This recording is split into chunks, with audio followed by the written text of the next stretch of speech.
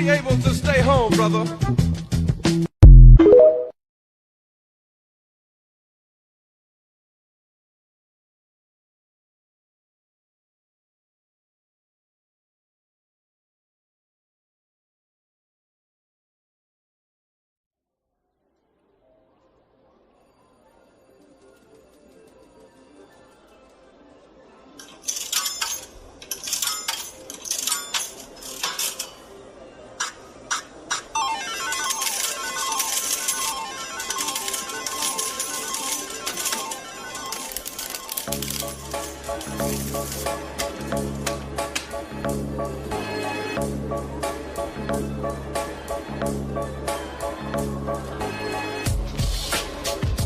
This is the Parley, a place where guests are required to put their money where their mouth is, where we double down on the discourse and conversation. That's the only currency accepted. Proudly presented by the Nefarious Media Network.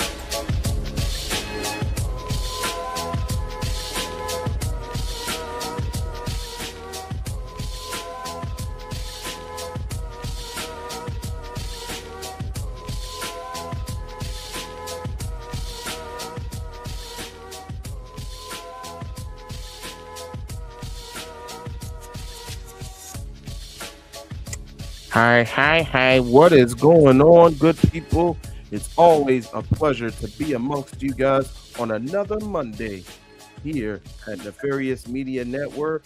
And yes, indeed, we're about to double down on the discourse here on the Parley. It's myself, two-way Ray Williams, alongside the good professor, the good doctor, Chris Ely. How you doing, brother Chris? Man, chilling. Long day today.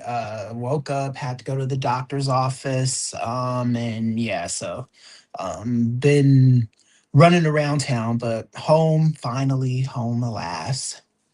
Indeed. Home sweet home, as they say. Right, yeah. Hopefully everything went well at the doctor's office for your brother. Oh yeah, it's cool. Clean bill of health. Just keep on keeping on.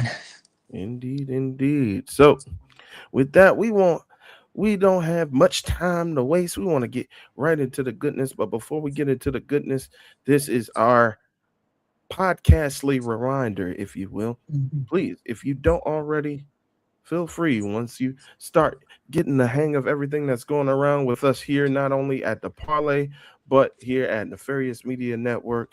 If you so choose and you have the need and you feel like we deserve it, go ahead, give us a follow here on YouTube, also on all of our social medias, whether it be Twitter, Instagram, Facebook, or Blue Sky. Please go ahead, give us a follow. It costs you nothing to do so, and we really appreciate the support. Also, like and share with everybody, even your enemies. Go ahead. Everybody needs a good podcast every now and then. And lastly, we are always on the drive for 500.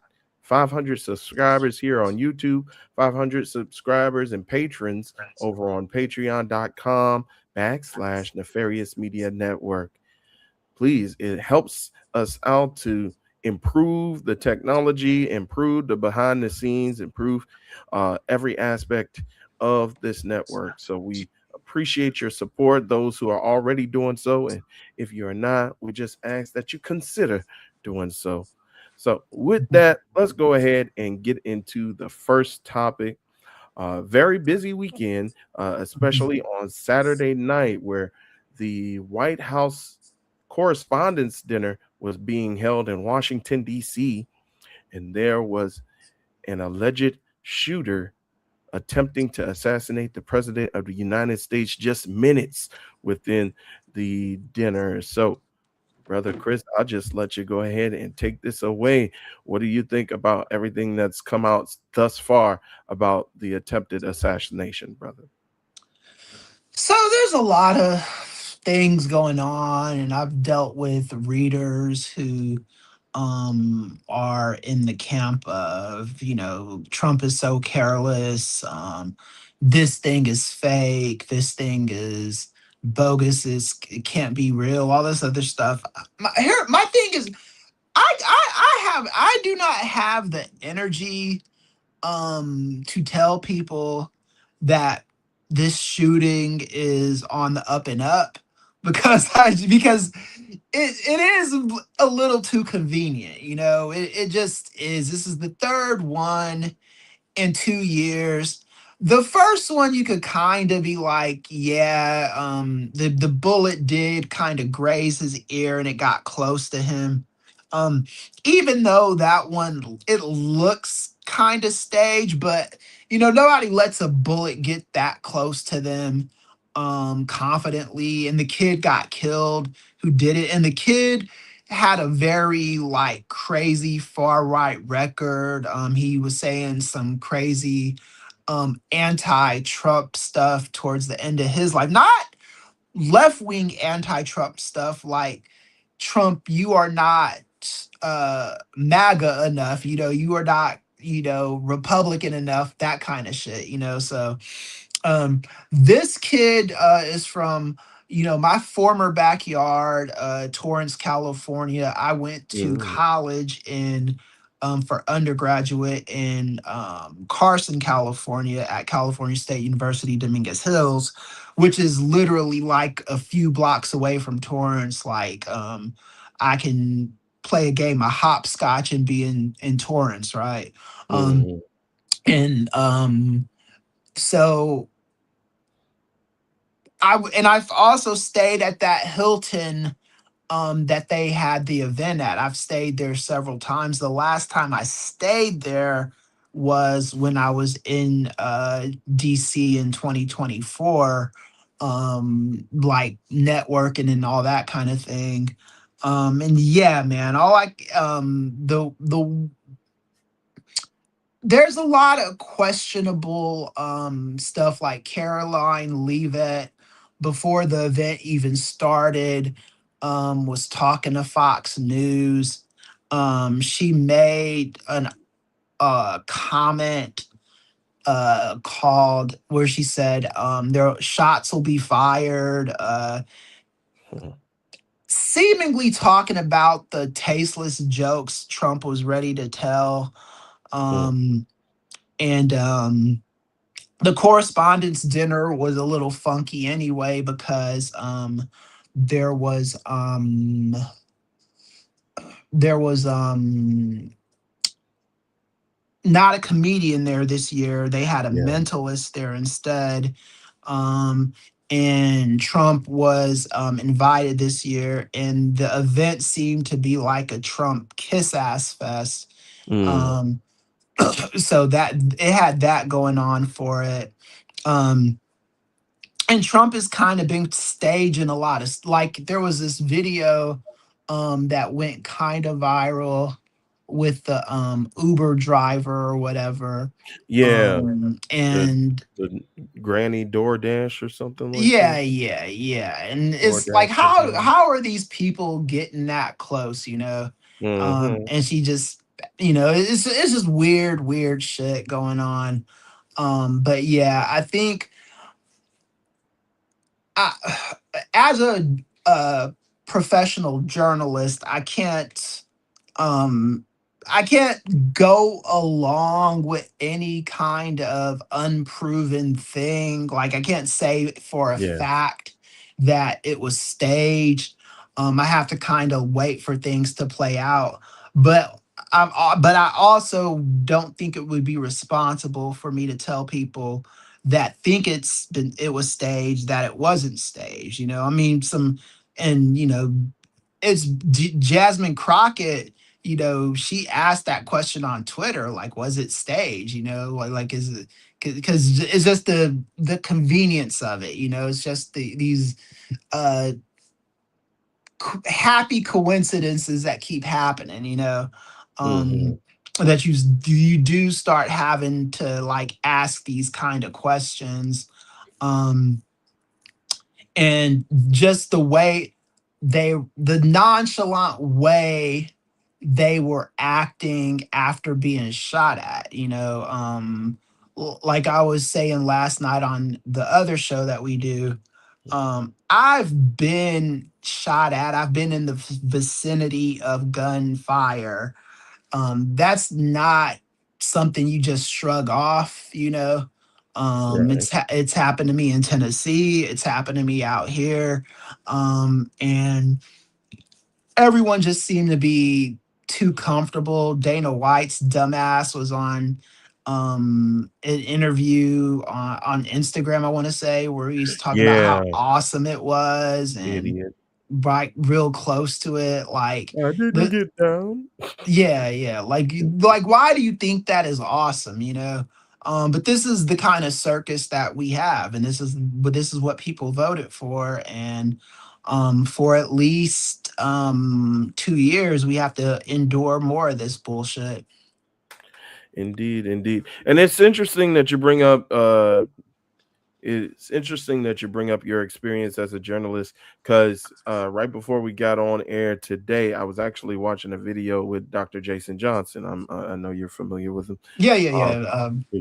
who's a, political professor and also a journalist as well, um, Mhm, from Morgan State University. He mhm, was mentioning a similar thing to you, as where he can't necessarily call it uh, call it a staged attempt if he doesn't have the evidence, or he doesn't have like sources corroborating that. But the angle that he was coming from is that he wouldn't be surprised if it's more incompetence, especially dealing with uh, not only the Secret Service but also uh, the FBI, with headed by Cash Patel, and mhm, everything that's come out about him, uh, especially with that Atlantic article uh, talking about how he was possibly caught being uh, drunk on the job several times, to the point is where once they had to use a police battering ram to get through to him because his office door was locked. So Dr. Johnson, he didn't put it past everything that's was being in place as far as like the security measures. He didn't put uh it past them of them being just plain old incompetent and just having their guards down, and just like you said, the convenience of this mhm. brother who was traveling cross country and was able to make it in without any prior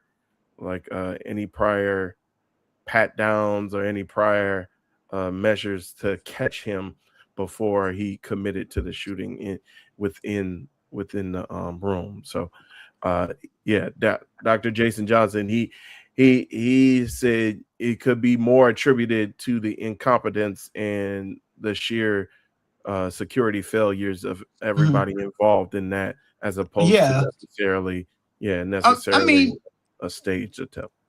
that can be a reason too, and I haven't crossed that off the list because I think that is a very strong possibility. Um, Nobody in that administration likes telling Trump he's wrong about anything. That's the Mhm. biggest difference between Trump in his first term. His second non consecutive term, he doesn't have the people there that will kind of kick back against him. Everybody there is a sycophant and are paid to be sycophants. They're paid to kiss his ass. They're paid to tell him that he shits diamonds Hmm. and pisses like pure solid gold. That's what they are there for.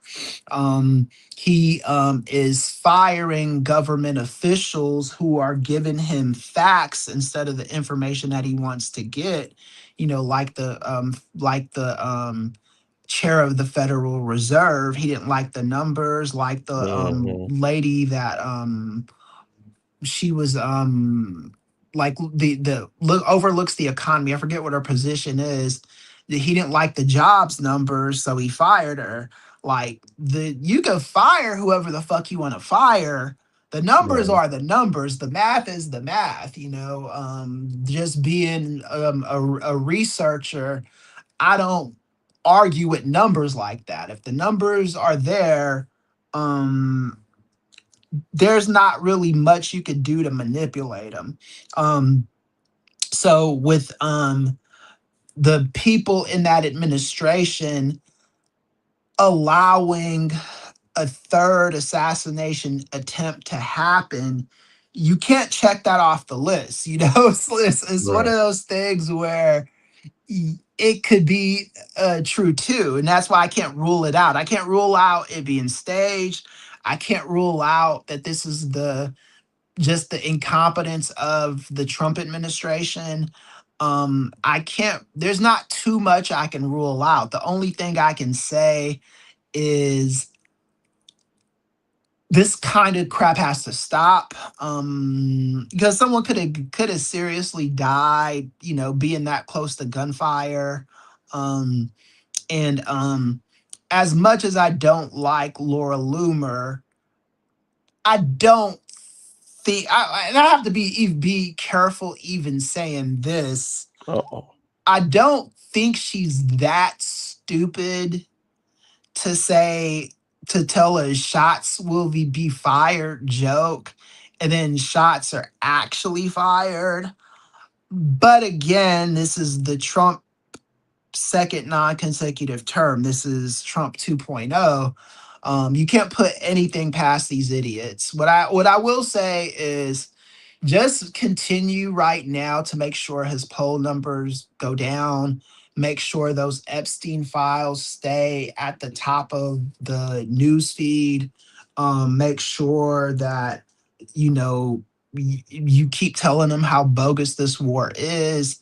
Just make sure you let them know that none of these kind of parlor tricks and none of these games are gonna be fooling you because they really shouldn't be. That you really, let's just say for all intents and purposes, because this is all we have to go by, that the assassination attempt was real.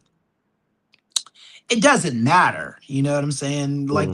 these people are still bad, horrible people.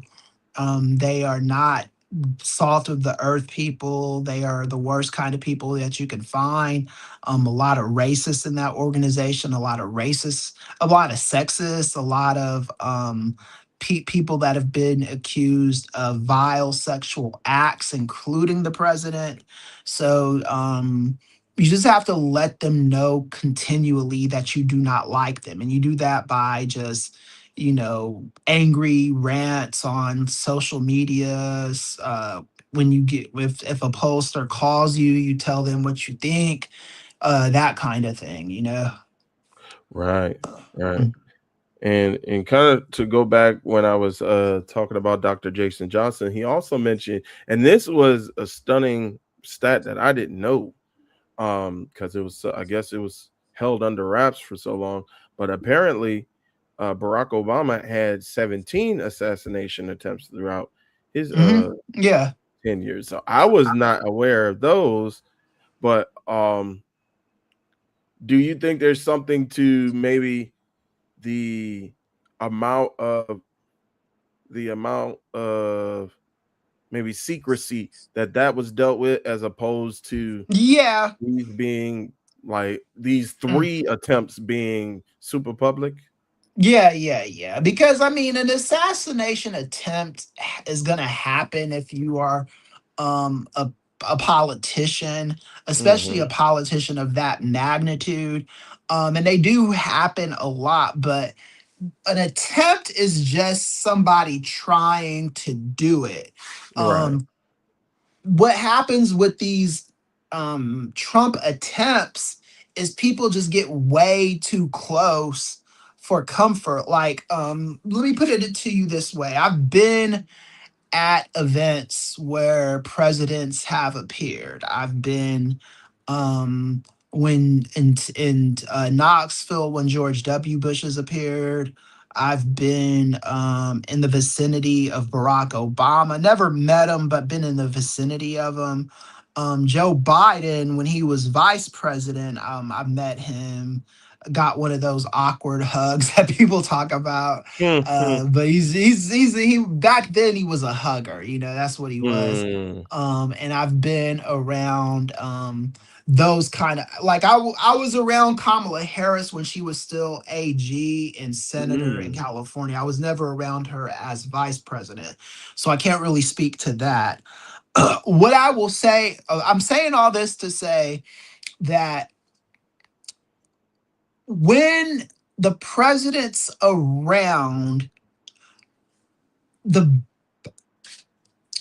I was in LA, Los Angeles, when Barack Obama was there. Um, they scope the whole area, not just the building. The Secret Service go into the buildings across the street. They look in the neighborhoods. They are making sure nothing suspicious is there to get near the president. Same thing with W. I was there in Knoxville where he came and spoke at an event, and when he was coming to the event, everybody has to evacuate. Right. Um, like anytime you watch TV and Joe Biden is going to a restaurant or Kamala Harris is going to a donut shop and they act like they just walked into the place. That's not true. What happens is the Secret Service scope the place, make sure everything's on the up and up.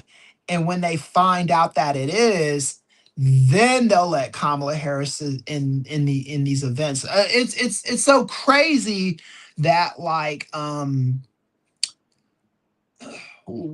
I don't remember which president it was. I want to say Barack Obama, but you couldn't have a glass bottle if you were in the same room as him, like, or sitting like near like anywhere in his vicinity. I remember um like somebody had like a Budweiser or something, like a bottle of it or whatever, Mhm. and they were like, get, they switched it out with one of the plastic bottles, because Wow. it runs that deep.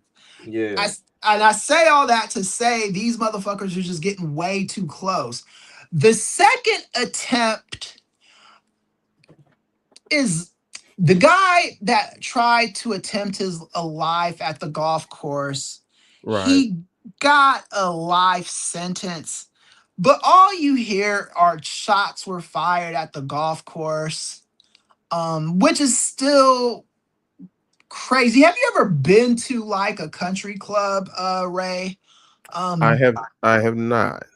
okay, so to put it this way, if you ever go to a country club, and you probably will now that you're doing more journalist stuff, they don't just let anybody into these places. That's It's that is not true. like easy to get in. This has nothing to even do with being the president. This is just the nature of country clubs. Um, Mhm. even like, I'm a professional now. And I've been invited to country club dinners too. And this doesn't happen all the time, but you get side eye by the rich people there that like are kind of sizing you up and think you might not be um once they find out your job, they're like, oh, okay, then they start treating you with some respect. But they don't let anybody into these places. They don't just let anybody into these places. So how are these shooters and shit like that getting this close? Right. You can ask anybody that's been to a country club or like where these golf courses are at. They don't do this. So I'm wondering where this shit is happening at. And like how these people are getting this close. And that's why um the social media sentiment on this third one is like, okay, write a new script. Okay, this is getting old. This is, what are we doing at this point? And nobody's believing it. And this, unfortunately, Trump has kind of created an atmosphere where people are just not gonna believe him. Right. Yeah, Yeah. that totally makes sense. Um, Mhm. well, I did want to get into also. So you did mention that we don't want this stuff happening, regardless of what party or regardless of what side, which wing you're a part of. We definitely Mhm. don't want to condone political violence on either side, especially with the stuff that's been happening over the past few years. We had the shootings of state house representatives in Minnesota, or state senate representatives in Minnesota. We've had political violence recently, well, a while ago, against former House Speaker Nancy Pelosi's husband. Yeah, Paul We Pelosi. Yeah. yeah, we never want to see anybody get hurt off of politics, but there is a contingent of people that may glorify this particular shooter, Mhm. i.e., in the vein of Louis uh, Luigi Mangione, who is being glorified for the killing of the CEO of health insurance uh, the health insurance giant. I forget. Is that United? It was United. I'm blanking. I know who you're talking. I know who Louis Yeah. Mangione is, but I'm not like Yes. with the particulars to that level. So United Healthcare. That's what I'm thinking. right, Yeah, yeah, the yeah. CEO of United Healthcare. So you do see some people that are glorifying him for kind of stepping up and getting back against folks who are going after people who can't pay for insurance for different diseases or different conditions and end up Right, dying. right. And so you see that people were glorifying Luigi.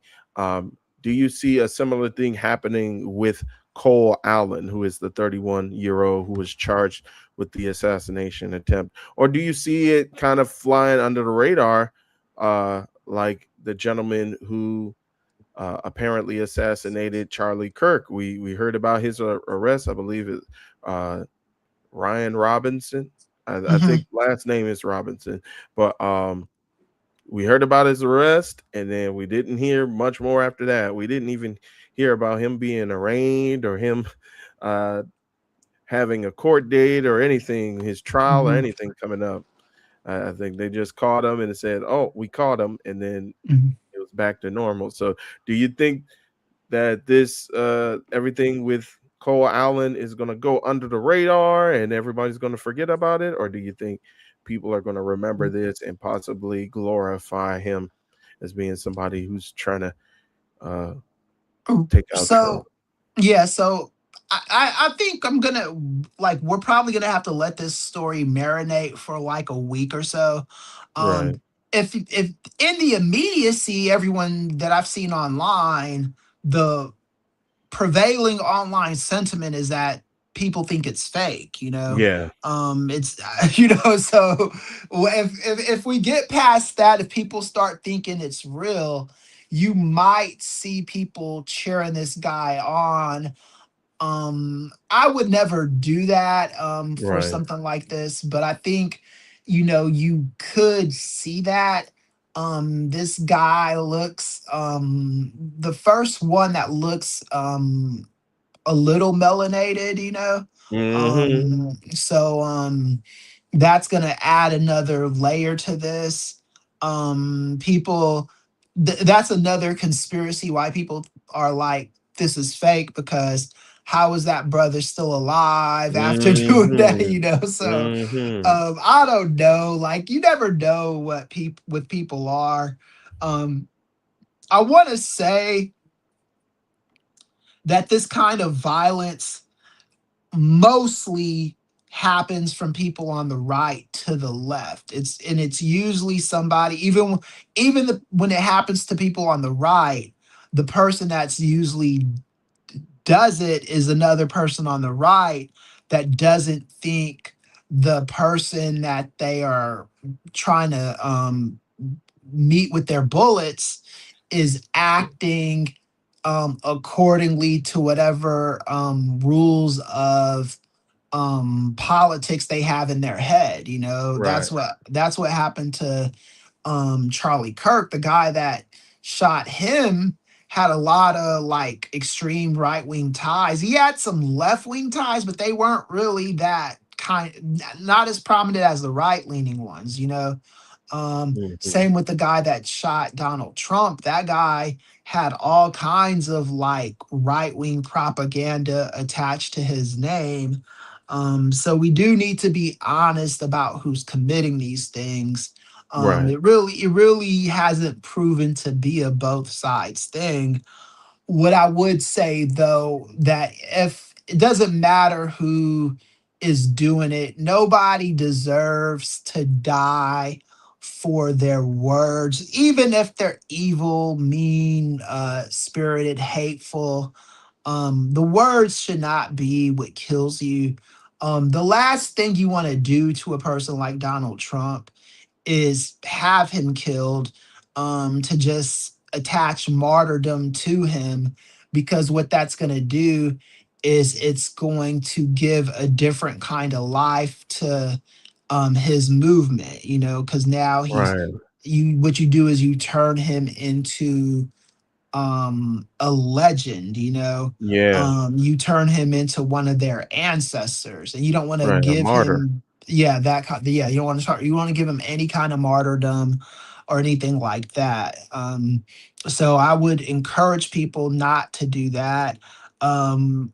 There are ways, it's not, and I also want to tell people too, it'll be hard to get rid of Trump and JD Vance. It's not impossible. Like I think Mm. people kind of overstate how hard it will be to happen.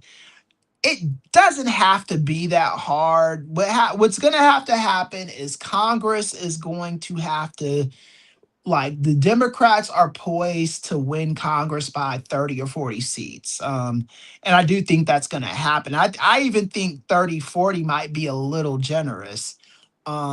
So that'll happen. Then in the Senate, originally, the Senate was favored to stay Republican by, like, they were going to lose seats, but they weren't going to lose enough to lose the majority. I think now we are at a point where the Republicans could realistically lose like three, maybe four seats. So if that happens, then you can get the impeachment ball rolling, and you still won't have the super majority with like 53, 54. You won't have the super majority, but what you can do is you can help make the Trump movement so politically toxic that you could pick up a few Republicans that'll vote to get rid of these people. And you have to get rid of both. It wouldn't just be Trump, because Trump, you get rid of him, JD Vance will be a worse president. I do think that. Like, I think people used to talk about, if you got rid of Donald Trump, Mike Pence would be a worse president. I never got that vibe from him. Even when me and Nate were doing the old political show, Hmm. I he's a right wing ideologue. Don't get me wrong. He believes in a lot of like magical religious thinking. So you do run that risk with him, but I don't think he would have done even like eighth of the evil that Trump has done. Right. Um, JD Vance is a different kind of person, because JD Vance kind of goes where the wind blows, you know. Hmm. And you know, the fact that he at that one event, I think it might have been a turning point event. And I wrote an article on this too. Oh yeah. Um, he was saying, if you're white, you don't have to apologize for being white anymore. Hmm. Um, The problem with that kind of language is it's white supremacist language because Yes. as I always say, whiteness is not a race. Whiteness is a rank. Mm-hmm. That's what people are protect or they want to protect. If they don't care about culture, if they cared about culture, none of us would have a problem with it. You know, if you're like, yeah, I'm a proud Italian, I'm a proud French person, I'm a proud Spanish person, I'm a proud this, that, German, whatever. I mean, I fucking go to German Fest and drink German beer and all that kind of crap. I celebrate that shit. Um, Mm-hmm. the when you whiteness though is a rank that says you need to be a part of this group. Your skin has to be this color to get these kind of benefits that we are entitled to. Right. We don't like affirmative action because we think that's too woke. We like the patriarchy because we benefit from the white patriarchy. That's what whiteness is. It's a rank. It's not like blackness. Blackness is a culture. Blackness is associated with people of sub-Saharan African ancestry, descent usually. Mm-hmm. That's what being black is. Um being white is just being part of the advantage group. Whiteness is not a culture. Whiteness is a rank. Whiteness is Mm-hmm. not whiteness is not like there's no Whiteville, there's like just there's technically Whitevilles in like North Carolina and shit like that, but it's not, but you know what I mean? It's not like white land where, you know, all white people come from and this and that, So Right. that's what these people are protecting. So when JD Vance gets on stage and says, you don't have to apologize for being white anymore. What he's saying is you don't have to apologize for being privileged. You don't have to apologize Mm-hmm. because you are at the top of the food chain and everybody else is beneath you on the food chain. That's what he's trying to protect. And when you're speaking in that kind of language, you have to assume that he's going to be just as dangerous and just as feckless and just as clueless as Donald Trump is. Even though he's Yeah. technically more educated than Donald Trump, he'll still be a, a a bastard that doesn't care about people that he feels are below him on the racial hierarchy. Right. But then even him, he has some explaining to do when it comes to the second lady and Yeah, well, I her. mean, that's the explaining that he that and that's another thing with these people, and Mhm. that's one of the fact that he's married to an Indian lady. um there are a lot of people in that movement that look down on him by virtue of that.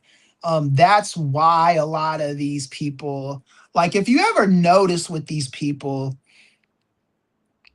they lose, like, they like them in their place, Mm. with the exception of a few people.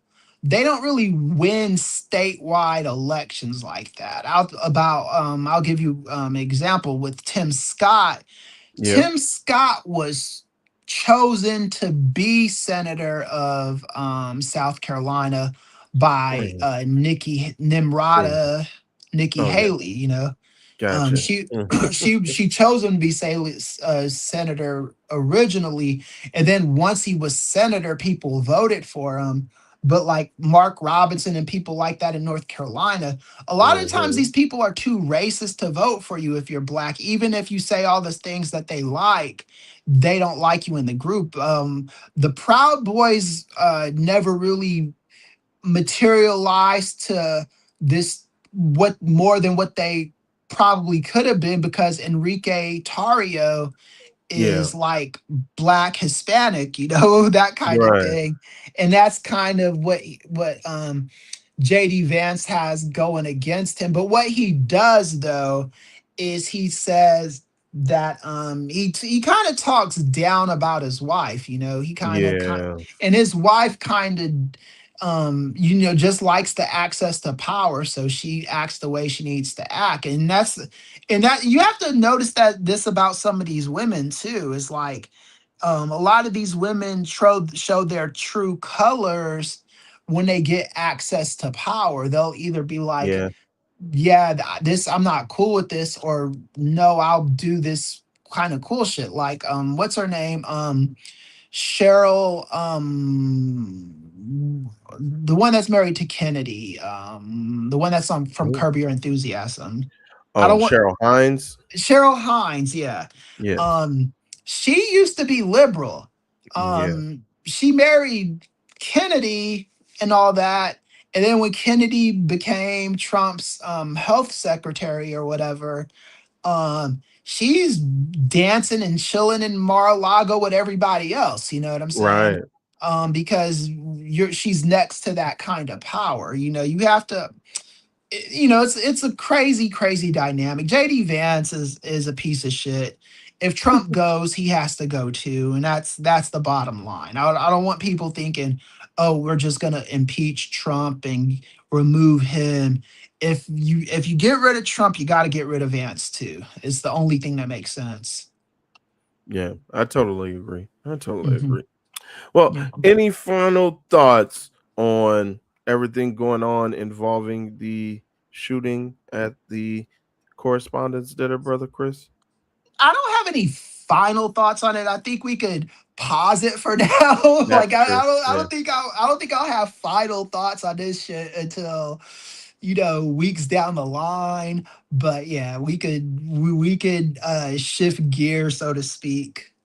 Gotcha. Well, Mhm, yes. To be continued. If any updates come up involving mhm, either the shooter or involving any other uh, unknown details at this time, we'll be sure to keep you guys abreast of the situation in following episodes of our podcast. So, mhm, let's go ahead down the political road, brother Chris, uh, from DC into Virginia. So, I believe it was last week, Virginia had a vote on uh, changing the redistricting map, or yeah, changing the district map to mhm, turn, at least in, I don't, well, I think you'll know a little bit more than I would, but I believe it was mhm. from in one area from six Democratic representatives to five Mhm. representatives,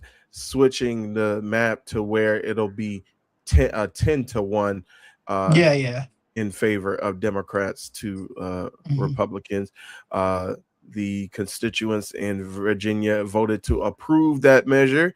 mhm, However, it was kind of blocked momentarily or temporarily by a Virginia judge, and now it's going to the Virginia Supreme Court uh, for a decision. So, what do you think of the news coming out of the vote and all the subsequent legal battles that it's been embroiled in? Okay, so the judge's name is important here. So if you find that, Will do. we do Look at, need that. gotcha. I'm blanking on his name. So for this particular thing, um, what happened was Trump. You got to go back to Texas. So what happened Hmm. was Trump told Governor Abbott to redistrict congressional lines because Republicans need about 5 extra seats. So, what happened after that was Governor Newsom of my state of California said, okay, if you do that, we can do that redistricting thing too. So just, Yep. if you're gonna do that, knuck if you buck, because we're gonna do the same thing. Um, and what Governor Abbott did, he didn't even put it up to a vote. He just said, hey, we are going to redistrict and redraw lines and get people get 5 extra seats. So what that did is kind of like got rid of the seat that Crockett has. So she wanted to run for senator instead. There's a little bit of drama there, but so they redrew the lines, and in the hopes, and it's not even guaranteed that they're going to get 5 extra seats, but that's what they were trying to do. They're basically, instead of putting together policy that constituents would like, they were like, okay, why don't we just redraw the seats so the minority can take over in more places. So California, instead of just redrawing the district, we had what was called Prop 50, and Newsom, proposed it and put it to a vote. It passed like easily in California, and we redrew district lines. So a lot of these Republicans are almost guaranteed to lose seats. Um, Virginia said, okay, we're going to do the same thing because, you're trying to, we don't want Trump having this unfair advantage. So they did the same thing and it went to a vote. Before what happened, when the vote happened, the same judge tried to block this shit 3 different times. This was not the first time. This is the fourth time actually that he's done it. He's like let people vote. The first reason is I don't remember what the reason was. It was a bullshit reason, like, well, people, what's happening in Virginia is different for X reason or whatever. And the judge there says no, citizens can vote on this. So then they put it to got the bill to go through, and then it got up for a vote. No, before it even got to the vote, it was blocked again, and then it was blocked again, trying to prevent the vote from even happening. And then the vote went through. So for the fourth time, this dumbass, do you have the judge's name? Yes. The Honorable Judge Jack Hurley. Judge Hurley, Yes, out from of the Tazewell County Circuit Tazewell Court. County. Yeah, that's what yeah, okay. So this is the fourth time he's done this shit. Um, and I know a lot of Virginia residents are a little bit shook by this. There's no reason to be shaken by this. It's gonna go to the Supreme Court. The Supreme Court is gonna stop this shit again, and the map is gonna go through. Like at this point, he's just kind of wishing on a star and trying to prevent the inevitable. Um, you know Mhm. the yeah, it's pathetic. It's very very very pathetic. It's not gonna go anywhere.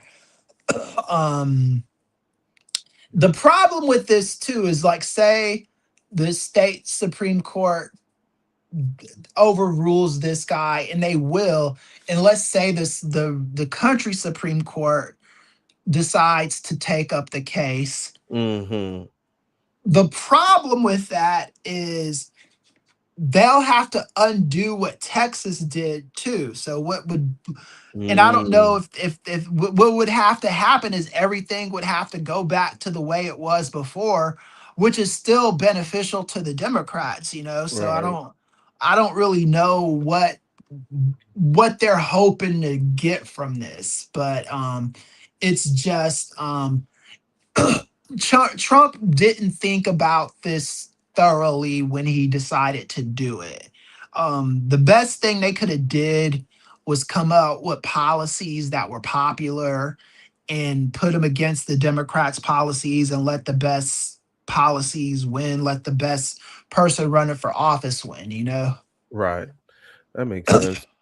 Hmm. Well, we did mention so it's going to the state Supreme Court.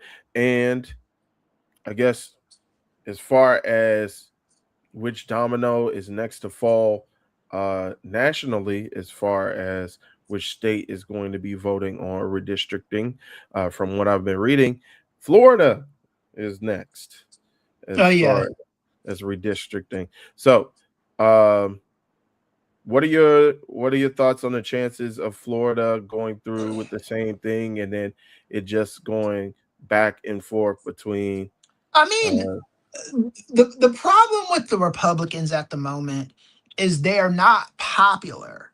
right. They have been losing special elections since 2025. Since Hmm. Trump swore in, they have lost. They haven't flipped one seat so far.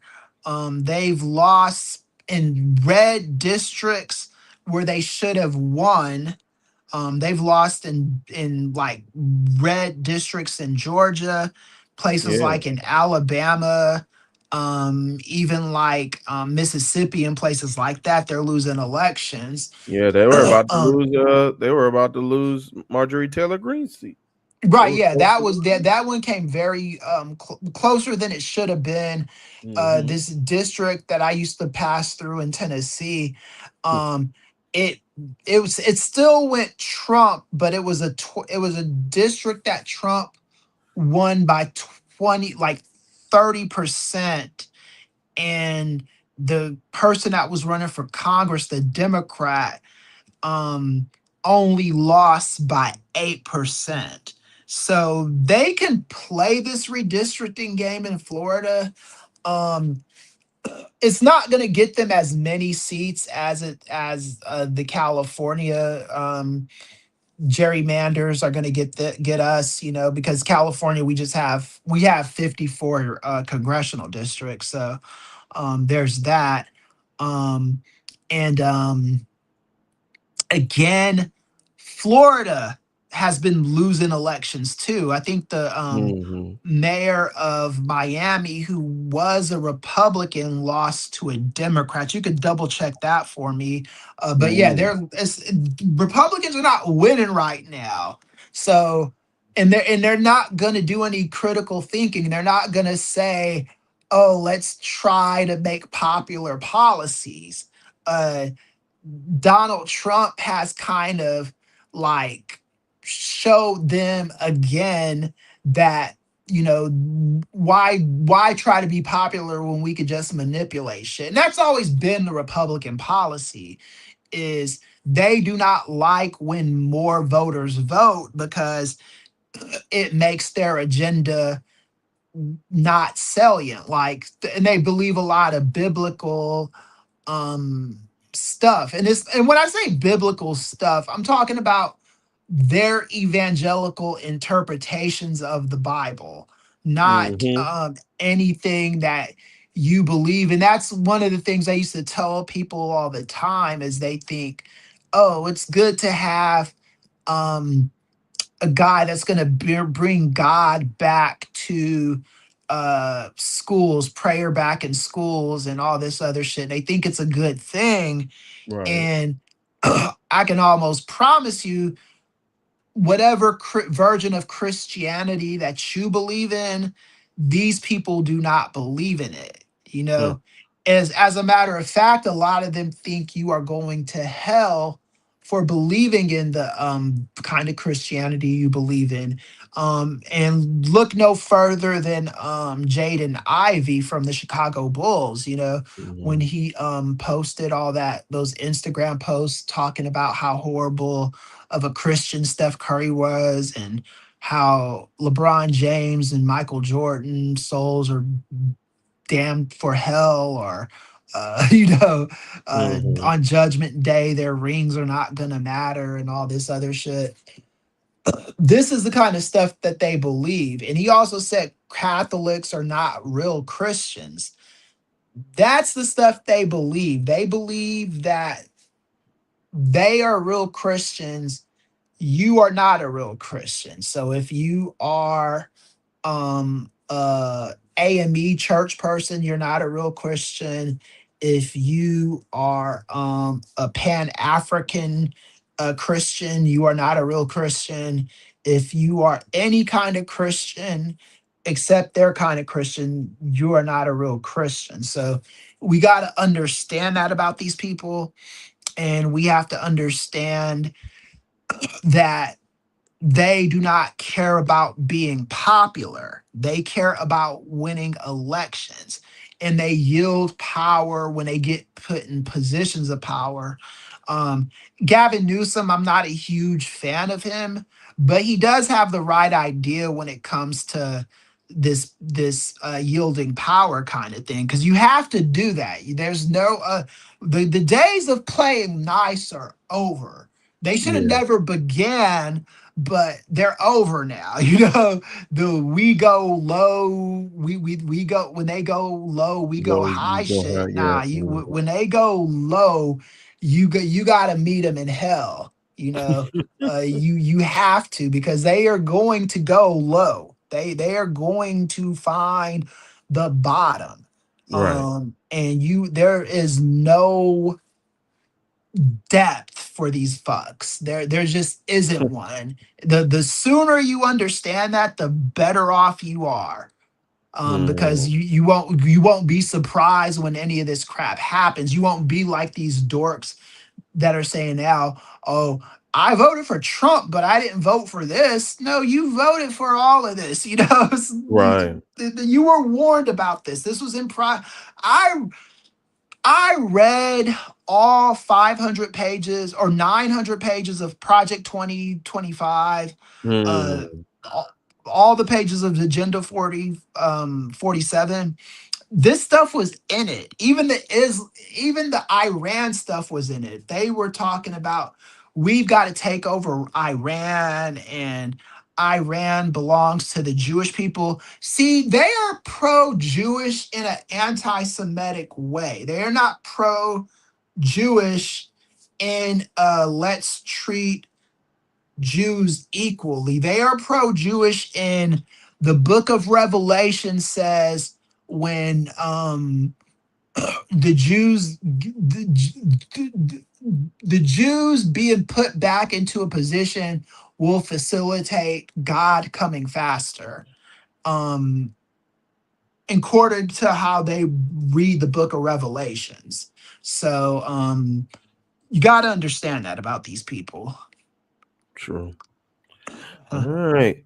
Well, we're gonna go ahead, take ourselves a cross country trip from the home state of one Nate Milton to your own backyard, brother Chris. We're gonna go ahead and talk about the California gubernatorial race.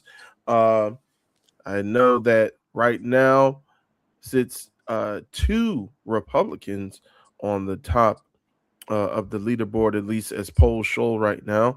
And I know you could go ahead once I throw it to you, just explain how the primaries work in the state of California. But yes, we have two Republicans who are at the top of the leaderboard right now, and then the leading Democrat, uh, Eric Swalwell, had to pull out of the race due to some controversy. So, if you Mhm. wanted to go ahead and get into the dirty details behind the governor's race in your home state of California.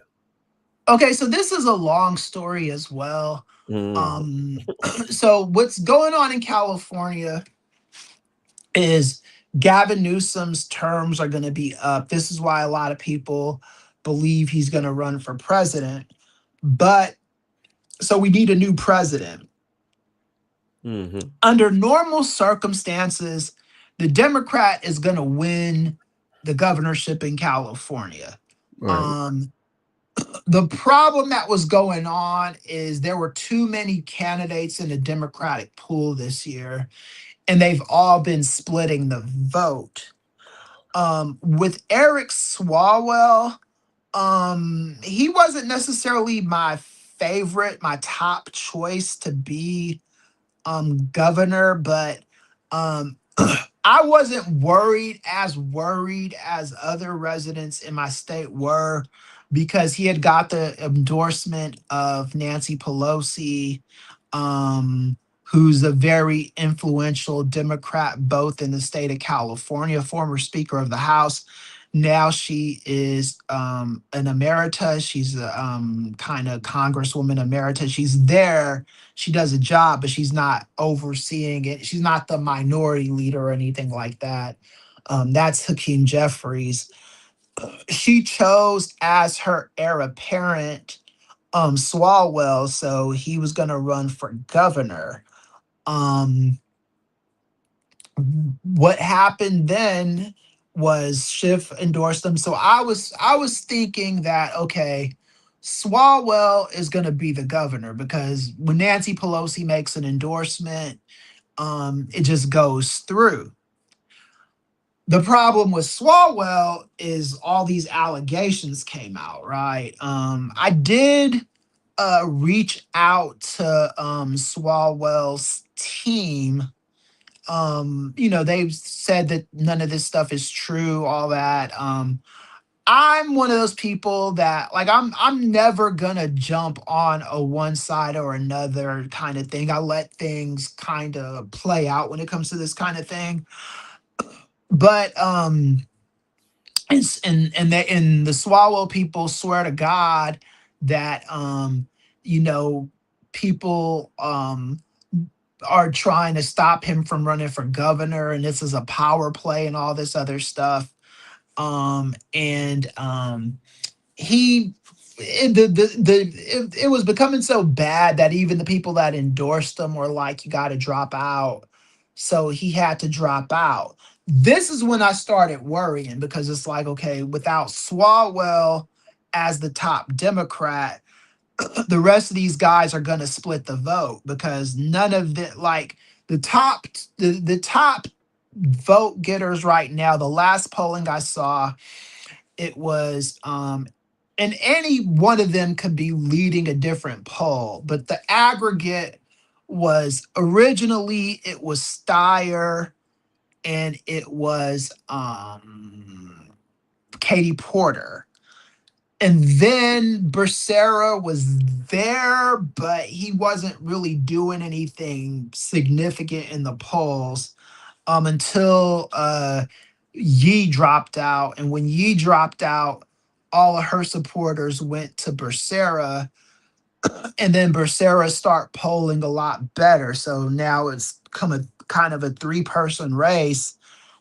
I've Everything I've written about this, I haven't endorsed any candidate, because I usually don't endorse candidates in primaries. It's not like I have a hard rule against it. It's just that I usually don't do that. I usually wait until, the Democrats hash it out amongst themselves and then endorse somebody. Mhm. But what's going on now is, there's some of these Democrats need to drop out. That is just the bottom fucking line. They need to drop out. I don't care who it is that drops out. Especially the bottom feeders, the ones that have Mhm. no mathematical shot of winning. Um, I got nothing against them, but they got to drop out. Like Antonio Viragosa, I voted for him for mayor. I've met him a couple times. Nice guy. Met him at Pasadena City College. Met him at the Grove in LA. Nice guy, but you gotta fucking go, man. You're not Your polling is Yeah. not there. Yee dropped out because her polling wasn't there. And I think a lot of these Democrats, because you don't want a Republican being governor of California. Because if that happens, to get rid of that person is gonna be a process. Because what you're gonna have to do is you're gonna have to get them recalled. To get them recalled, you gotta get like 4,000 legitimate signatures, which is not super hard to do, but it's a process. And then it has to go to a vote to get them voted out, right? And the only way that the ego could be the reason why we get a Republican governor in California. And if that happens, I don't think I'll like any of these Republicans again. They don't like Tom Steyer because Tom Steyer is a billionaire. I think he had some investments in some, like, want to say corporate prisons or something like that. Mm, I I I understand, but there is a, like, with the way politics works is, what can you get, like, can will this person do right by Democrats if they get put in office, you know? mm, I don't think Tom Steyer would do any kind of fuckery that would fuck him up with California. I think he wants that seat. Um so he's gonna get it. The guys that are running for as Republicans, the top two Republicans are pretty much jokes. That Hilton guy from Fox News, and the one sheriff, he's got like a Ku Klux Klan mustache. I no. want to say what's his. I'm blanking on his name. He's sheriff. I'm blanking on his name, but um, the Hilton guy is not from the United States of America. He is an Englishman from Fox News. Mm, He talks a lot of shit about immigrants.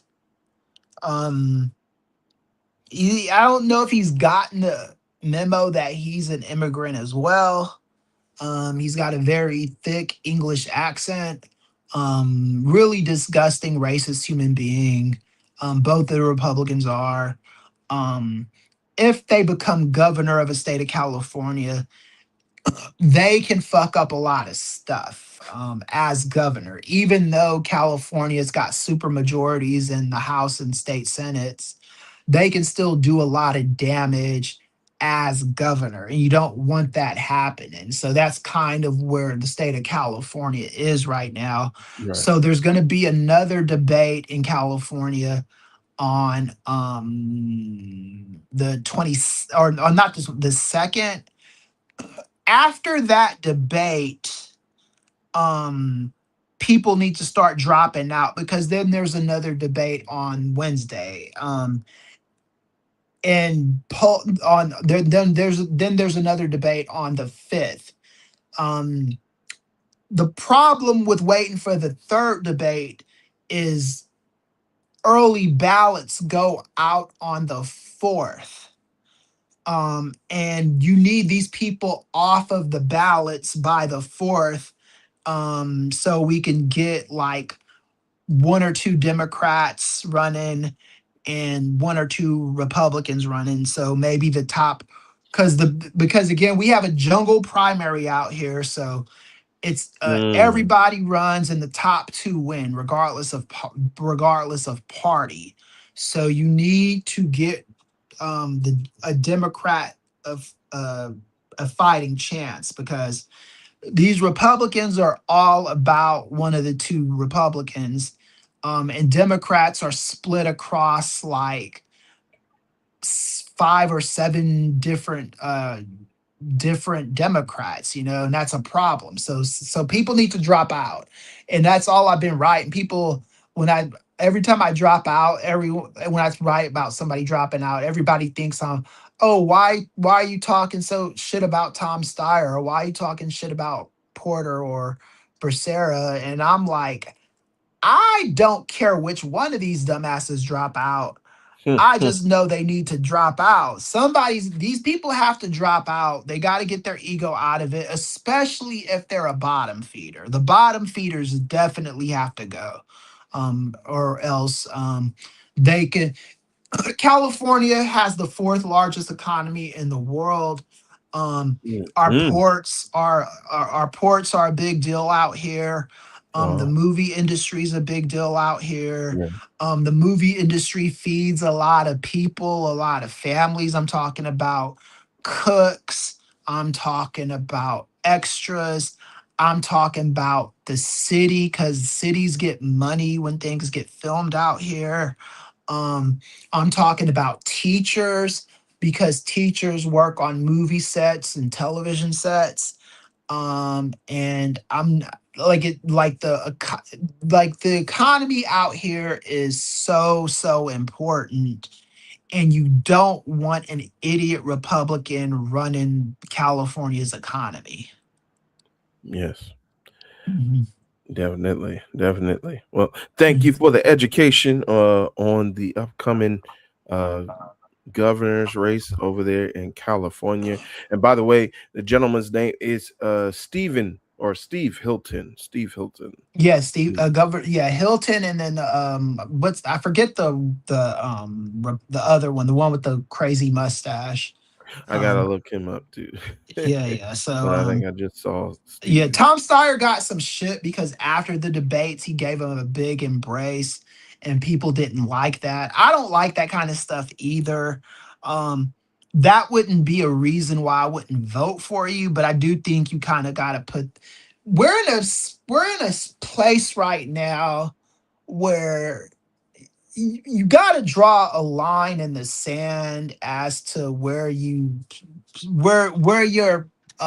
what's important to you, like Hmm. especially with Donald Trump and all the evil he's trying to do. um it's not as because I was listening to Stephen A. Smith tell Sage Still how he lost a lot of friends Huh. because they didn't agree with his opinion and stuff.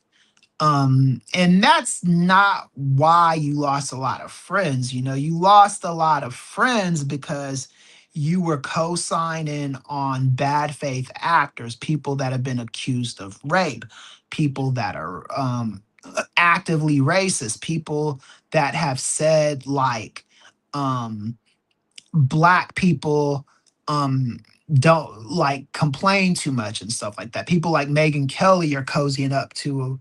That's why you're losing friends.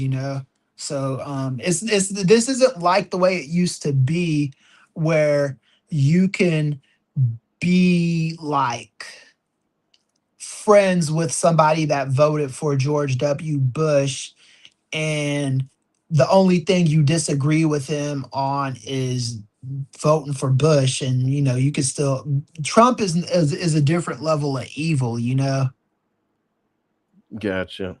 Mhm. All right, and let me pull this out. So I believe the gentleman with the infamous stash that you're speaking of is one Chad Bianco. I'm Yeah, about Chad to. Bianco. Yeah. That's because Sheriff Bianco. Yeah, he's Yeah. he's a sheriff out here. Racist sheriff too. And yeah, so those could be their choices, and you could be put in a position where you have to vote for one of these guys. I don't know if like, because I've even been talking to people, I've been talking to top Democrats out here about the possibility of, if these two advance, doing a write-in candidate for a Democrat. Um, a lot of people think it'll be tough. Because my whole idea was just we got to do like a really crazy ad blitz, and just hire a lot of celebrity endorsements. But experts in the field, the ones that do polling and stuff like that, said it would still be a tough ask. So we don't want to be put in this position in the first place in California. You want to just, you know, cut and dry. Gotcha. Uh-huh. All right, brother Chris. Well, we're gonna go ahead and start heading towards the exits. But before we do that, it wouldn't be Uh-huh. the parlay if we didn't swing by the park real quick. We're in California. I'm sure you know of some good parks in California, brother Chris. So let's head on to Oh one of yeah. those said parks by ponds and head on over and let's feed some ducks, my brother. So Uh-huh. I'll go ahead. I do have a question on my mind related to one of the things that we wanted to chat about uh, that we didn't get a chance to go fully into yet, but I still want to get your opinion on it, and I'm gonna put my own little spin on it right after I find our sensual feeding ducks music. Oh, If okay. it lets me, if it lets me scroll down, I don't know why it's not letting me scroll down. Uh, mm,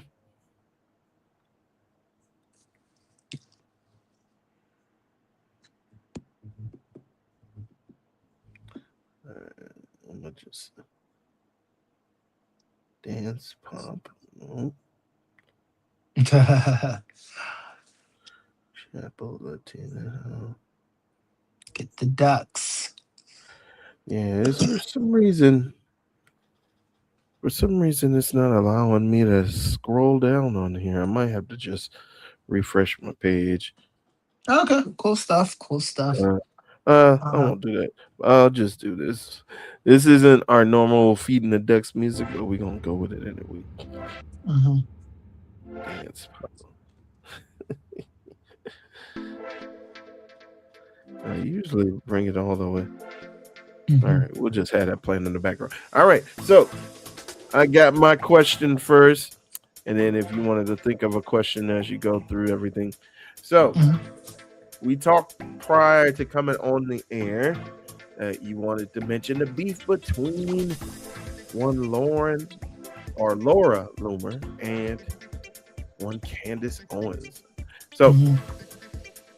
who do you think would win out of a fist fight between the two if they wanted to do a boxing fight for charity? So, if you wanted to go ahead and preface it with just the beef that they've been had ongoing thus far, and then give me your pick, your prediction of who would win in a fist fight between Laura Loomer and Candace Owens. Yeah, that's a tough one because Candace Owens came from Connecticut. That's where she's from. She went to when she was an undergraduate. Um, she had to take 6 weeks out of school because she was dealing with racism from the white boys and white girls at the university she was going to, and the NAACP helped her and her family collects $37,000 dealing with these racists, and then she turns into this, um, racist kind of black Republican tryhard. um I don't really know the kind of adversity she's ever faced. She's always used to complain about, or used to say racism doesn't exist and all this other stuff, and now she's finding out racism exists because Donald Trump is posting racist pictures about her, and Mm, Laura Loomer's doing the same thing. um Laura Loomer, she doesn't really have that much of a street any kind of street cred either. nah. She's got like I don't know how many hundreds of thousands of dollars worth of plastic surgery she's got. Oh yeah. But she's got a lot of it. And I don't think that will hold up well in a fight. With Candace Owens, though, she's not like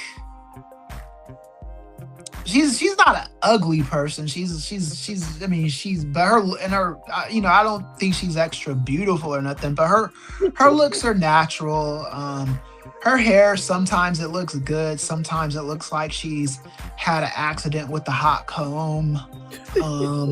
But she's you know whatever. She's been saying some things that are right lately after saying so many evil, wrong things for years. True. So, Laura Loomer, I think, is just a more disgusting person. So I'd probably have to go with Candace Owens, only because Laura Loomer just doesn't look like she has any kind of like she doesn't have a body for fighting, and she doesn't really have physical, like she doesn't have the stamina for fighting too.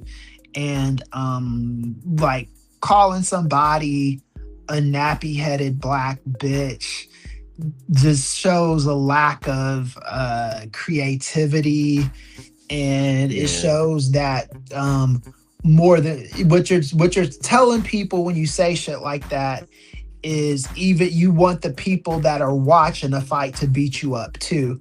So that's the only reason why I'd give it to Candace Owens, because Laura Loomer might get people in the fight wanting to drop bows on her also. Yeah, that's the classic heel, right? The cheapest of heat, if you will, Right, yeah. in pro wrestling parlance. Mhm. Yeah, I would tend to agree.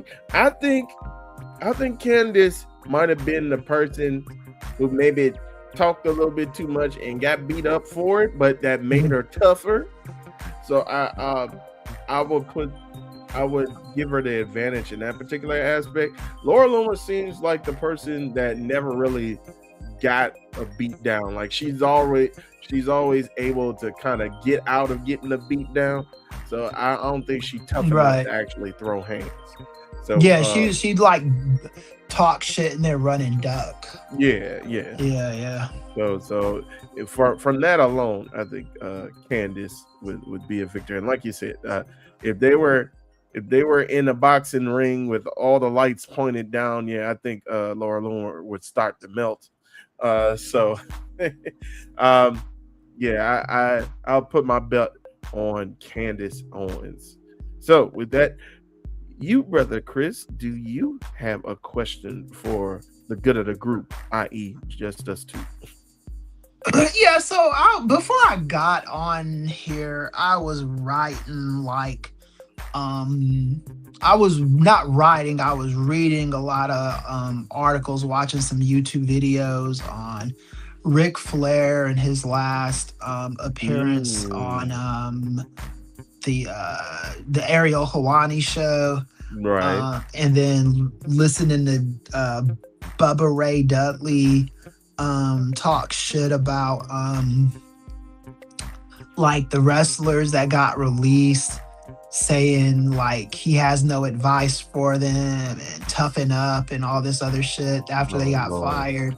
So it got me thinking about who are the worst people in wrestling, and that's not like Hogan, none of the obvious like names, you know. Even Ric Flair might be a little too obvious too, but like who are the worst bad faith actors in professional wrestling that just lie, or even when they tell the truth, it's a truth that kind of makes them look good, not like that makes them look not as big of liars as they really are. Gotcha. Like you said, I could go straight to some very obvious picks, and some that are obvious to others, but with me, I haven't really followed them that much. For instance, I know a lot of people have hate against Vince Russo. Yeah. That bad, and then Jim Cornette, I just think he's pretty outdated with his thinking about wrestling nowadays. Yeah.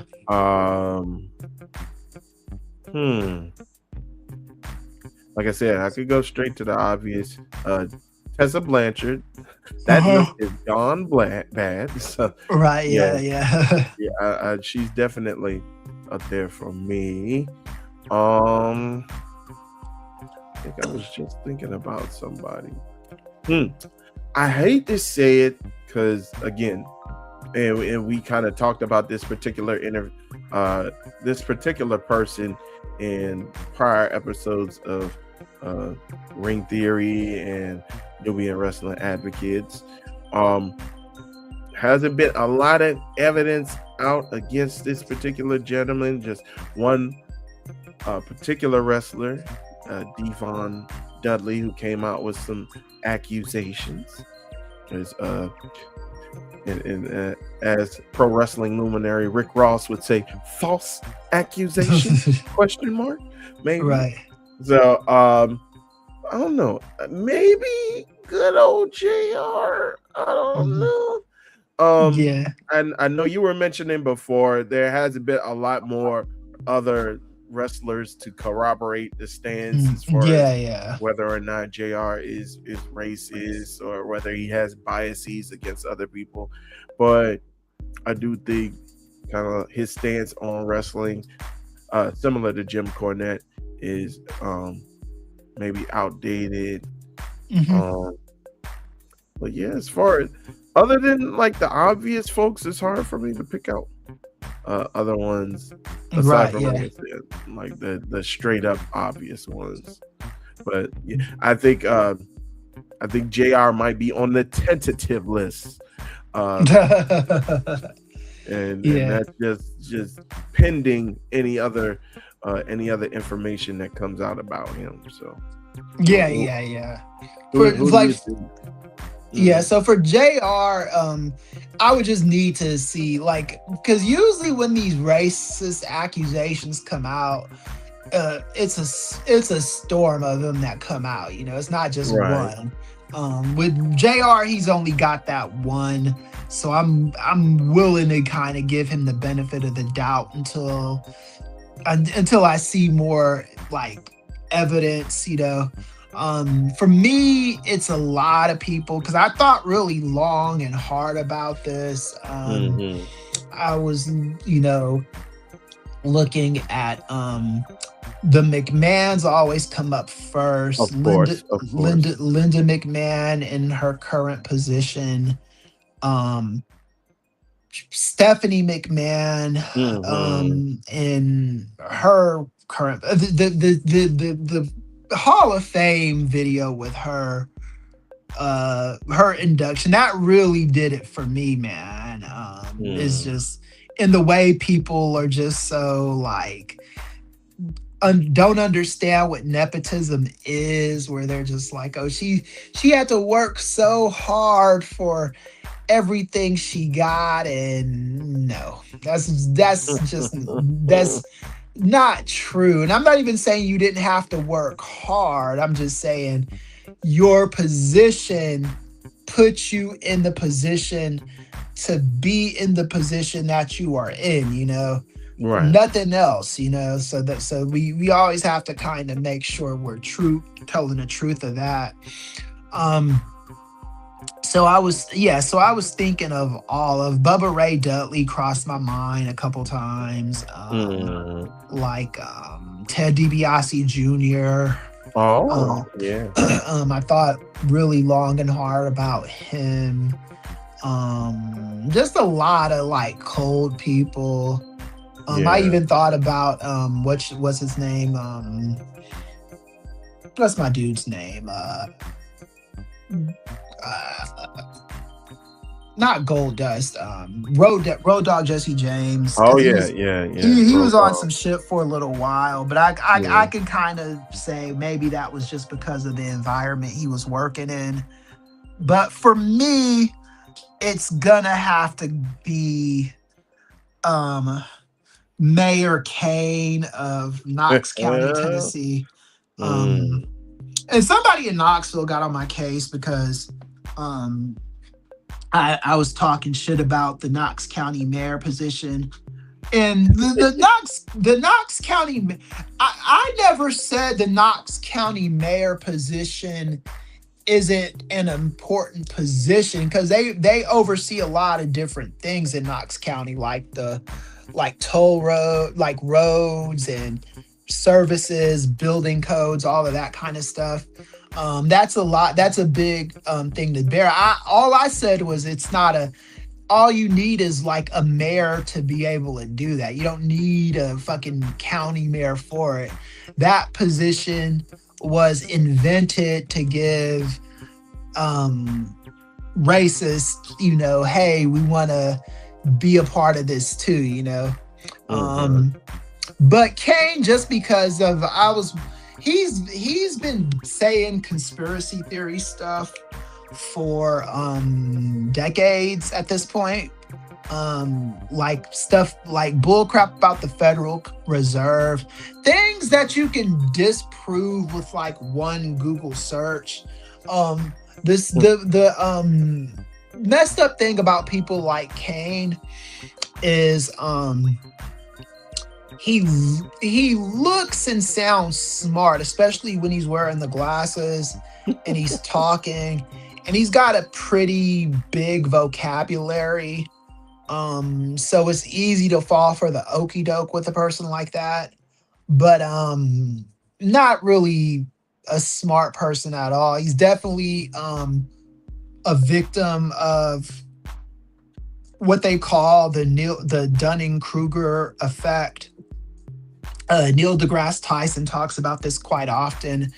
And the Dunning-Kruger effect is when you read a lot about a subject to be able to talk about the subject and sound like you know what you're talking about, but you haven't learned enough about the subject to not know the stuff that you don't know, you know. So you read stuff. It's like Terrence Howard, the stuff he says, like he's read stuff, you know, you could tell that he's read a book, but he probably like started the book and maybe halfway through the book he's like, okay, I know everything I need to know now. Yeah, I'm gonna put it down, and didn't read the rest of the book to know what he doesn't know, because real experts understand they do not know everything, you know. Like even with me, like with and also real experts know when to say I don't know. Like that's a big part of being a smart person, is like if you don't know something, it's much better to just say, let me do a little bit more reading up on that than trying to like bullshit your way around the answer, you know. Because we all have things we're good at and things we are not good at, you know. And I think like a person like Kane is a very kind of dangerous person, just because they can do a lot of damage by just sounding like a smart person. It's kind of like the like if you like the Dr. Umar Johnsons and Boyce Watkins and people like that. Umar Johnson is, I don't know what his major was at his college or what his PhD is in, but he's not a political scientist. He doesn't know about politics, because if he knew about politics, he wouldn't say the stupid shit he says, you know? Even like when I got on Mark Lamont Hill's case, it's not that Mark Lamont Hill is dumb. It's just the stuff he was saying about politics in some instances is just provably wrong. It's not even that you're dumb. It's just you are letting your idealism take control of what's realistic and what's pragmatic, you know. You want, like with Mark Lamont Hill, he says stuff like, I think the prison system should be abolished completely, and American capitalism is evil and all this other stuff. I don't disagree with any of those notions. The capitalism thing, it's not that I disagree with it. It's just like capitalism is something I don't look at as good or evil. I just look at it as a thing that I have to navigate, that we have to navigate, you know? Like in a perfect world, Ray, I wouldn't want to play the capitalist game. I wouldn't want to be like, yo, let's see what sponsors we can get for this show. Let's see which, you know, guest is going to drive the most viewers and most revenue to our YouTube page or our StreamYard or whatever the fuck, you know. I wouldn't want to do that. The fact of the matter is, though, that is how things go in this country. Right. Another fact is in countries where capitalism isn't the main thing, the communism really never works for people the way that you know, people ideally want it to work, right? Because in communist countries, there's always like supreme leaders at the top of them, like the Castros in Cuba and things of that nature. Russia with Vladimir Putin. Yeah, I mean, that's just how it goes. So I don't look at capitalism as a good thing or as a bad thing. I just look at it as a thing. How can I navigate capitalism in the most ethical way? It goes back to the conversation we were having last night about doing those Saudi Arabian shows, the Saudi shows, and like being a Saudi performer. Those are ethical things you have to figure out on your own. And I can't tell you what the right or wrong thing to do is, but if you do decide to do that, how are you going to use your money once you do it? Are you going to be selfish with your money? Are you going to try to help out other people? Like, how do you play this capitalism game in an ethical way? That's my only issue with Mark Lamont Hill is I just think that his idealism gets in the way of the way, because there's what you want, what you feel, and the way shit is and the way things are. You feel me? And it's just like, that's how I always navigate these kind of things. You feel me? So yeah. So that's what I wanted to talk about today. So so this has been kind of cool. Yeah, we can play with this a little bit longer. It's see kind of like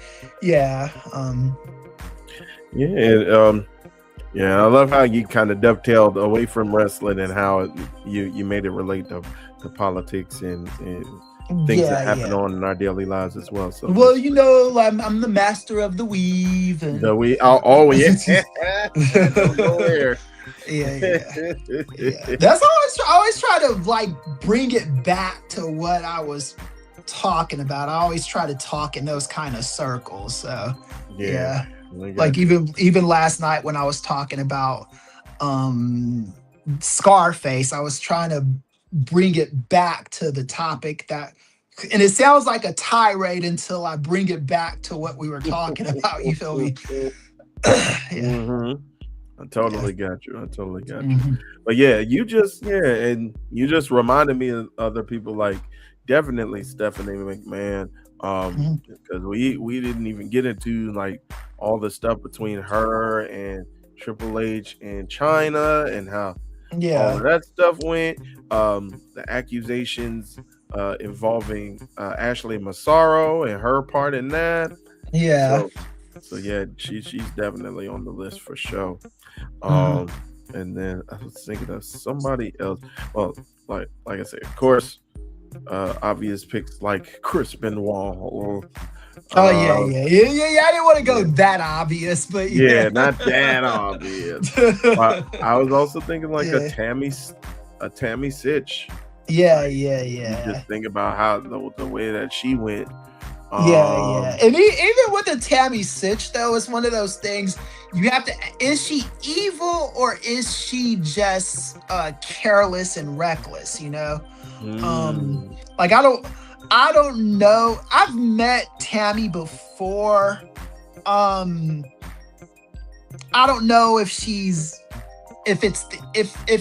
evil or like she's just she's irresponsible and she never had anybody to sit her down to like show her you can't do this, and she got so many smacks on the wrist for drunk driving that she just kept thinking it was the right thing to do. Like I got pulled over once for driving buzzed and nothing happened to me. And I never did that shit again. So, so it's like people take lessons in different ways, That is true. That is very, very true. All right. With that, we're going to go ahead and depart from the ducks. Hopefully, they have been well fed today. Mhm. So, with that, I want to thank you for joining me, brother Chris. Thank you a lot for coming on and being a part of this month's parlay, brother.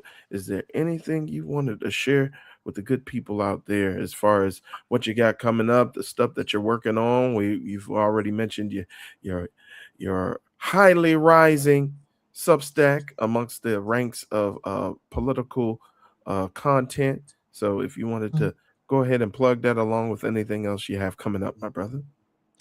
Oh no, that's pretty much it. Is like hopefully we do a lot more of these videos, stream them for Substack and for YouTube, and kind of grow the network. And just yeah, just pay attention. I think I'll be on Ring Theory with everyone Mhm. on Thursday, and just listen to what we did on Sunday on Post Wrestling, and um just keep the intellectual discourse going. And yeah, so yeah, and then hopefully when we do this again, we get Nate here, or maybe different guests or different people, um do this routine enough for where we don't have to like date. I don't know what, because I talked to him this afternoon and he sounded like certain he was going to be online. So Yeah. hopefully we could get to that point where we don't have to make these kind of pivots like that.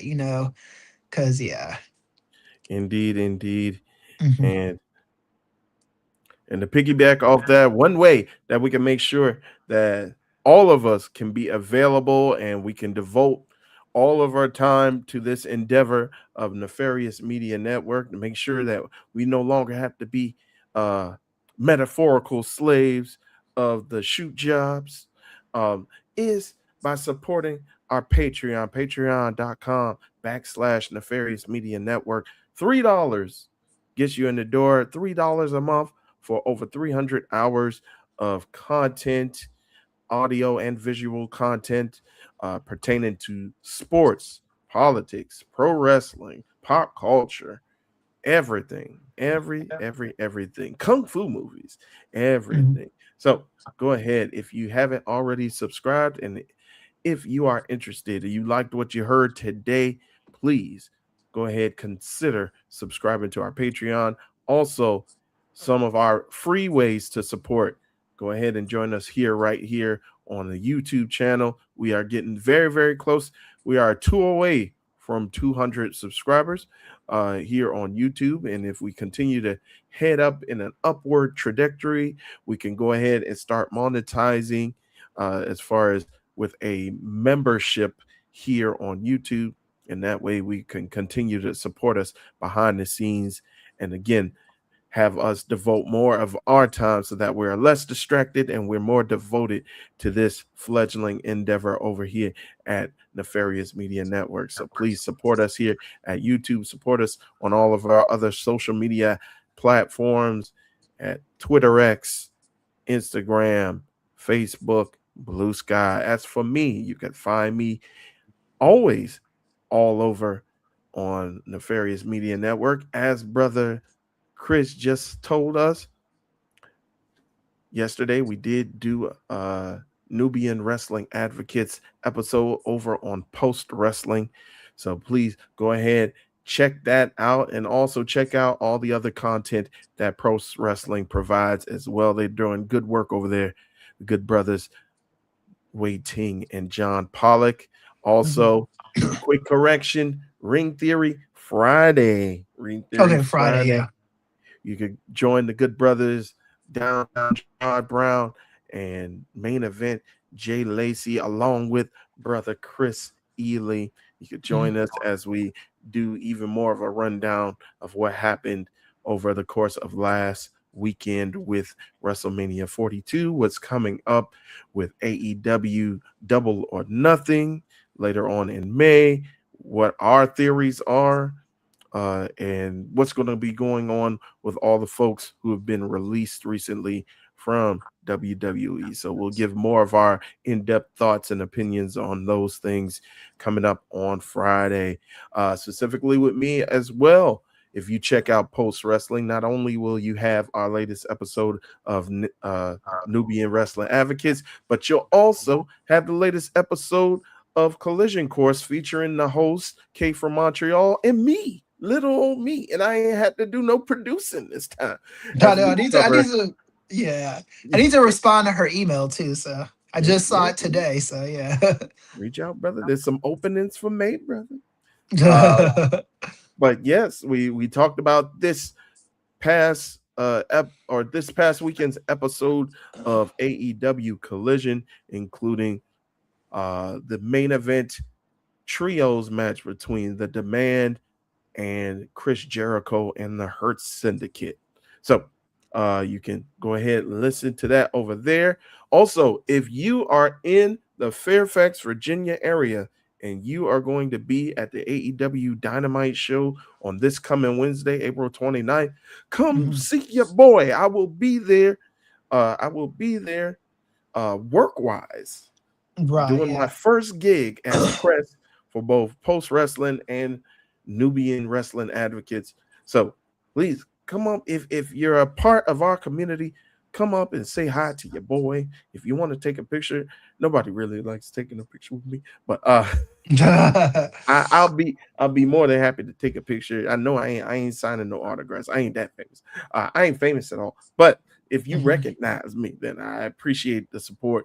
And I'm definitely willing to make friends and to continue to build the community here. So if you see me out at Eagle Bank Arena in Fairfax, Virginia, come holler at your boy.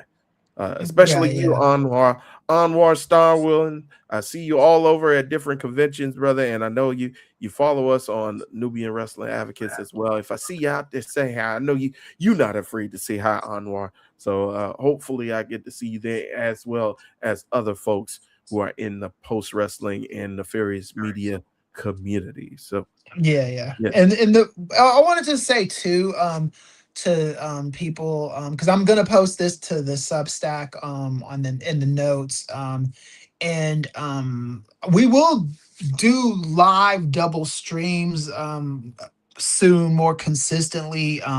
Right now is I'm trying to figure out how to do like a pop, like nefarious, like is going to be more of the pop culture thing, which is going to be a little bit different from my strictly political thing. So add both when you get the chance, and once the other one opens up, I'll give you guys information for it. But until then, just add us on YouTube.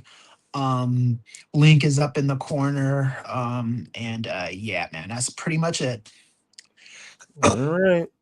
With that, we appreciate you guys supporting. We appreciate you guys listening and watching wherever you may be, whether currently or in the future in podcast form. So until next time, I've been joined by the good doctor, Brother Chris Ely. My name is Two-Way Ray, and we will see you guys next time here on the Parlay. Remember, when it comes to the hot game of the go all in. That's my new tagline. You like that, Chris? Yes. Not as good as Nate, but we gonna keep it moving. Thank you guys for joining, and until next time, peace out.